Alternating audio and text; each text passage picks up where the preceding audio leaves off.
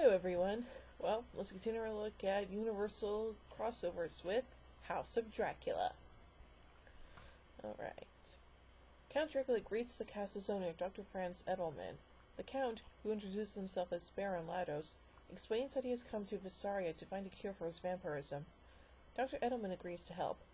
Together with his assistants, Malaysia and Hunchback Nina, he has been working on a mysterious plant, the Clavaria formosa, whose spores have the ability to reshape bone. Edelman explains that he thinks vampirism can be cured by a series of blood transfusions. Dracula agrees to this, and Edelman uses his own blood for the transfusions. That night, Lawrence Talbot arrives at the castle. He demands to see Dr. Edelman about a cure for his lycanthropy. Talbot is asked to wait. Knowing that the moon is rising, Talbot has himself incarcerated by the police. A crowd of curious villagers gathers outside the police station, led by the suspicious Steinmull. Inspector Holtz asks Edelman to see Talbot. And as full moon rises, they both witness his transformation into the Wolfman. Edelman and Malaysia have him transferred to the castle next morning.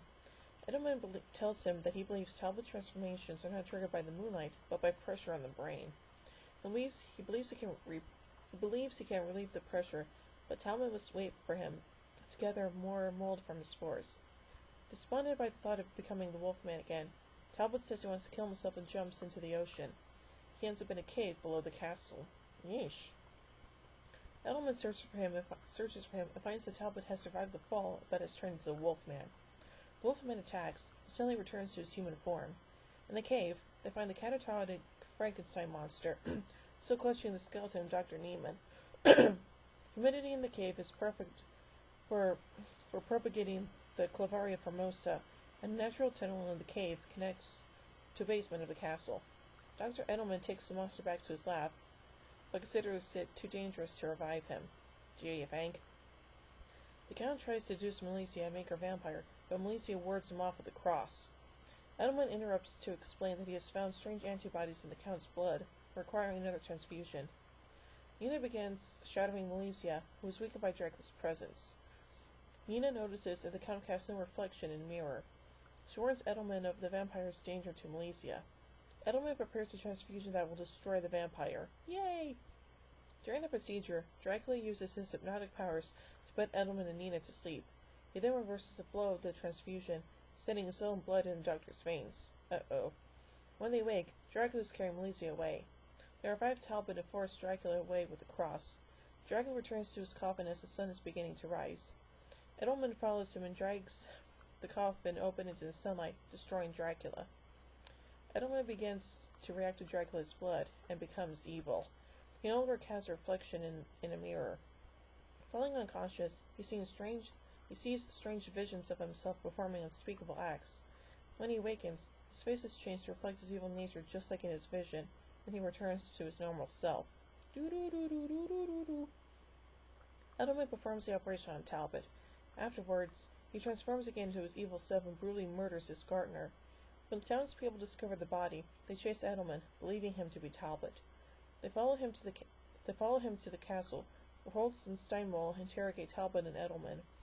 Steinmull is convinced that Edelman is the murderer, and assembles a mob to execute him. Dun dun dun. Talbot is cured by the operation. Yay! But Edelman again turns into his evil self. Uh-oh. He revives the Frankenstein monster, but the monster is very weak. Nina is horrified by Edelman's transformation, and Edelman breaks her neck and tosses her body into the cave. Yeesh. Holtz and Steinmull lead the townspeople to the castle. The police attack the Frankenstein monster, but the monster subdues them.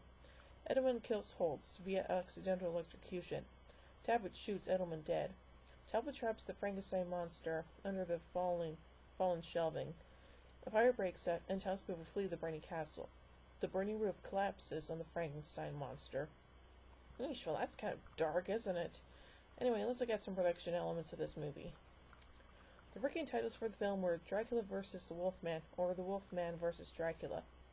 Although Glenn Strange appears as the monster most of the film, footage of Chaney as the monster from The Ghost of Frankenstein and Boris Karloff from Bride of Frankenstein was recycled.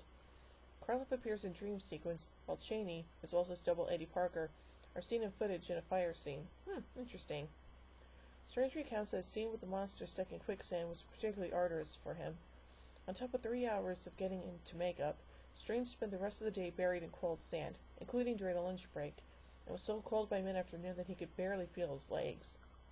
Lon Chaney Jr. attempted to help Strange keep warm by passing a bottle of scotch, with the result that Strange was so drunk that after getting costume makeup, he had difficulty dressing himself in his street clothes. Chaney's drinking contributed to his reputation as being difficult to work with, and was probably the reason Universal let him go after the film was completed. Eesh, that's kind of sucky, isn't it? Well, still going with dark themes and lots of other things going on. I give House of Dracula 3 jack-o'-lanterns out of 5. Well, join me tomorrow as we wrap up looking at crossovers with Abbott and Costello meet Frankenstein. So, until then, see you guys.